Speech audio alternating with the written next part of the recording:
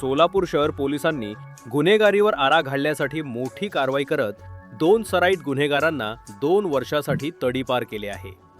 यासिन इक्बाल बागवान वय 27, मद्दा झोपडपट्टी न्यू पाचापेठ आणि खंडोबा गणेश चव्हाण वय 26, नीलमनगर इंगळे वस्ती यांच्या विरोधात 2015 ते 2026 या कालावधीत गंभीर स्वरूपाचे अनेक गुन्हे दाखल आहेत। यामध्ये मारहाण, गैरकायद्याची मंडळी जमून दंगल घडवणे, चोरी, घातक शस्त्रे बाळगून दहशत निर्माण करणे अशा गुन्ह्यांचा समावेश आहे।